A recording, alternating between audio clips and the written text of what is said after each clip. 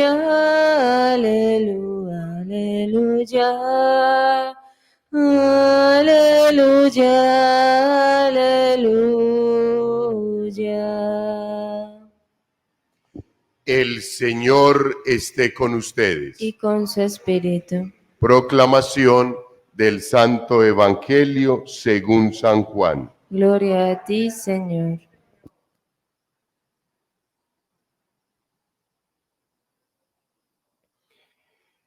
En la última cena dijo Jesús a sus discípulos: os aseguro que si pedís algo al Padre en mi nombre, Él os concederá. Hasta ahora no habéis pedido nada en mi nombre. Pedid y recibiréis. Así vuestra alegría será perfecta. Os he hablado en lenguaje figurado. Pero llegará el momento en que ya no os hable en figuras, sino que os hablaré del Padre claramente. Ese día oraréis en mi nombre, y no os digo que yo pediré al Padre por vosotros, porque el Padre mismo os ama. Ya que vosotros me habéis amado a mí y habéis creído que procedo de Dios. Fui enviado por el Padre y vine al mundo. Ahora dejo el mundo y retorno al Padre. Palabra del Señor. Gloria a ti, Señor Jesús. Podemos sentarnos, queridos hermanos. Queridos hijos, el texto bíblico de los Hechos de los Apóstoles, este bello libro que maravilloso en sus enseñanzas, porque nos cuenta toda la historia de cómo fueron los primeros años de la iglesia en el mundo, cómo fue la vida de aquellos seguidores del Señor que convivieron con Él y que luego comienzan por la efusión del Espíritu Santo a propagar la fe por todo el mundo. Nos cuenta todos esos viajes, las jornadas incansables de Pedro, de Pablo, de Felipe, de todos. Este libro lo terminaremos la semana entrante, ya cuando vivamos toda esa fiesta de Pentecostés. Y hoy nos hace una narración muy bonita y nos habla de un personaje, Apolo. Apolo no conoció el bautismo del Señor Jesús directamente porque ya lo había bautizado Juan el Bautista. Pero era un hombre laico muy comprometido, seguidor de la doctrina del Señor y predicaba incansablemente. No fue apóstol, no fue discípulo del Señor, era un laico pero de raca mandaca, comprometido, evangelizador. Y llega a un momento donde se encuentra con esta parejita, queridos y especiales, Áquila y Priscila, que eran unos personajes, un matrimonio muy especial de la época, evangelizadores, bautizados en el bautismo del Señor Jesús. Y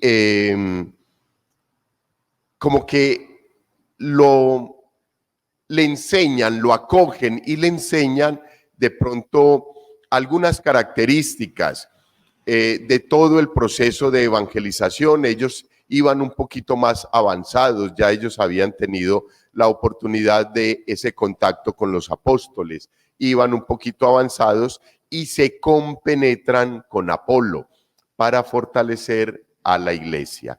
Es lo mismo que a ustedes y a mí nos ha pasado, hijos. Aquí nadie puede decir que llegó primero, nada. Es más, recuerden parte de la explicación del Evangelio que les daba la vez pasada, cuando les decía que el Señor nos había amado primero, que cuando nosotros decidíamos hacer una buena obra, era porque ya era la respuesta de lo que el Señor estaba haciendo en nuestro corazón por medio de su Santo Espíritu. Y entonces llega este buen personaje y comienza con esta familia, con estos esposos, a fortalecer la iglesia y a evangelizar. Hijos, muchas veces nosotros hemos tenido la oportunidad de que llegue algún personaje, alguna personita por ahí con buena intención a querer hacer una buena obra e inmediatamente comenzamos a discriminarlo y a decir, vea pues, ¿y este de dónde apareció? Nosotros aquí que cuántos años llevamos en la parroquia del Santo Cura de Ars y ya este viene dizque a proclamar. Vea, este ya está dizque en el ministerio y ahí mismo comenzamos, en vez de abrir los brazos. Aquí no dice que Áquila y Priscila le dijeron, hermano, ¿usted qué hace aquí? Usted no se ha bautizado en el bautismo del Señor Jesús, vaya si usted no, nada. Acogido en la comunidad porque se sentía que hablaba y tenía el Espíritu del Señor.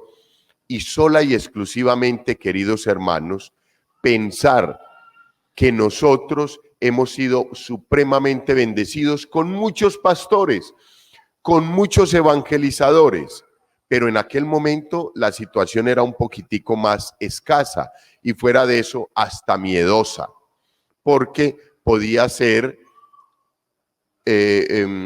como posible causa de que te persiguieran, que tú propagaras el evangelio del naciente camino de la iglesia en el mundo.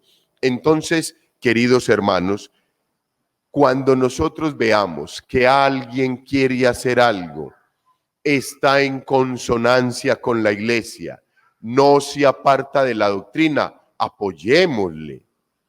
Que es gago, bendito sea mi Dios, Moisés también. Y Dios lo utilizó para hacer un gran servicio en la iglesia. Pero es que es tartamudo, ¿y qué? Y si el Señor lo quiere poner ahí así, sea tartamudo. ¿Qué es calvo? ¿Y qué? Aquí está. Es simple y exclusivamente, queridos hermanos, dejarnos mover un poquito por el Señor. Es que Satanás, que es el enemigo de la iglesia y es el dueño de la mentira, te hace ver verdades con mentiras y mentiras con verdades. Inmediatamente comienza a decirte, uy, tanto tiempo doblando rodilla y vea, este llegó y llegó por encima, ya lo tienen allá de coordinador. Solamente para meterte la cosita ahí y decir, no, me voy para otra parroquia, este padre. Así es Satanás, hijos. Por eso tenemos que estar muy atentos. Pero siempre el evangelizador, siempre el discípulo del Señor, siempre el enviado del Señor no habla otras cosas que palabra de Dios. Cuando ustedes vean que un evangelizador dice, no, que va, no le paren bolas a lo que dice el texto bíblico de tal parte y de tal otra. ¡Ojo! No, señores, es primero la palabra de Dios, porque es revelada, porque viene de Dios, porque fue escrita por hombres como tú y como yo, pero inspirados por el Espíritu Santo, que necesitaba dejarnos a ti y a mí el recuerdo de lo que el Hijo de Dios hizo en la tierra, de los preceptos, de lo que vivieron los patriarcas, de lo que vivieron los hombres de fe, lo que vivieron los profetas, los reyes, los buenos hombres y las buenas personas a través de la iglesia que han ido construyendo lo que nosotros tenemos hoy. Por eso a nosotros nos corresponde seguir teniendo la fortaleza de evangelizar, de ser críticos, no criticones, de ser críticos, de saber decir, sí, este hombre es un buen hombre, tiene buen sentimiento por la iglesia, tiene conocimiento, pero se ha equivocado en algo. Y entonces corregirlo, y entonces pedir a alguien que lo pueda corregir con autoridad, que se le pueda terminar de pulir, así como el Señor nos está puliendo a ti y a mí y todavía no ha podido terminar. Hijos, eso es lo que tenemos que hacer, pero la evangelización no es para el sacerdote, no es para los obispos, no es para el papa, no es para los religiosos o religiosas. La evangelización nos competen a ti y a mí por el bautismo, porque somos bautizados y desde el bautismo debemos de dar conocimiento y razón de nuestra fe. Entonces, con mucho ánimo para que podamos ejercer esa labor que nos corresponde y cuando veamos a alguien que lo haga, lo podamos apoyar. Queridos hijos, y en el Evangelio, que es prácticamente una continuación del Evangelio que leíamos ayer, el de ayer era el capítulo 16 de Juan, del 20 al 23, y este es del 23 en adelante hasta el 28. Es una continuación y quisiera adicionar porque vale la explicación que tuvimos ayer sobre esa triple relación del Padre con el Hijo y el Hijo con nosotros. Recuerdan, el Padre ama al Hijo, el Hijo ama al Padre, el Hijo nos ama a nosotros y nosotros ¿qué? Amamos al Hijo.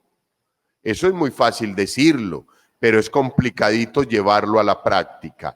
Y bajémoslo otro poquito. Yo amo al Hijo, el Hijo me ama. Yo amo a mis familiares, a mi esposa, a mi esposo, a mis hijos, a los integrantes del grupo, a los integrantes del ministerio. Es que aquel es tan cansón. Yo los amo a todos, pero a este no. ¡Qué belleza! ¡Qué hermosura, hijos! No sirve de nada, no sirve de nada.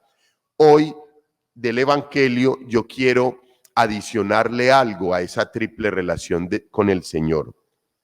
Hoy nos hace un poquito de más énfasis en cómo nos escucha el Padre. El Padre me escucha y yo los escucho. El Padre dice, estén en mí. Y si están en mí, el Padre que está en mí es porque nosotros estamos en el Padre, ¿cierto? Entonces nosotros tenemos que tener una certeza, queridos hermanos. Si tú hablas palabras del Señor, tú te unes completamente al Padre. Y es porque si tú hablas palabras del Señor, es porque estás lleno del Espíritu Santo de Dios. Porque hay otras personitas que quisieran hablar palabras del Señor y vienen y te dicen acá, miren, todo lo que dice este texto bíblico es verdad, está interesante, pero esto se debía de cambiar, porque la iglesia ha progresado, la iglesia ya no se quedó. Dios mío, no nos está predicando lo que es. Esta palabra de Dios es vigente ayer, hoy y siempre. Chóquele a quien le choque. Gústele a quien le guste. Pero no tenemos que pelear ni volvernos fundamentalistas, hijos. Tenemos que educar, tenemos que formar y tenemos que exhortar. Y si ese evangelizador te dice que apliquemos todo lo que dice la palabra de Dios, pero en Hechos 18, 23, 28 no le hagas caso. No le hagas caso. Ora por él. Si tienes la oportunidad en un buen término, en un buen tono, en un buen ambiente, de decirle, padre, diácono, seminarista, coordinador del grupo tal, tenga en cuenta esto, la palabra de Dios es vigente siempre y en todo. Se tiene que modernizar. No, señor, no, señor. Nosotros somos los que tenemos que aplicar la palabra de Dios hoy en este contexto en que vivimos. El Señor Jesucristo nos lo enseñó. Él no vino a decir al mundo, vea hombre, mi Padre me envió para que yo predicara el reino de los cielos. Pero la cosa no es así, no. yo voy a predicarles el reino mío. Para nada. Fue una consonancia espectacular, el Padre y el Hijo, y la luz del Espíritu Santo, hijos. Por eso nosotros también tenemos que vivir así. Con toda seguridad, cuando un pastor se aleje del texto bíblico, hay una señal de que falta mucha oración del pueblo por su pastor y falta mucha oración del pastor unido a Cristo Jesús para que nunca se aleje de su palabra. Hoy el texto bíblico nos quiere decir eso. Hijos, oremos más. Pongámonos más en la presencia del Señor Jesús. Y cuando estemos en la presencia del Señor Jesús, tengamos la plena seguridad que estamos en la presencia del Padre e iluminados por el Espíritu Santo. Gloria al Padre, al Hijo y al Espíritu Santo. Como era en un principio, es ahora y siempre, por los siglos de los siglos. Amén.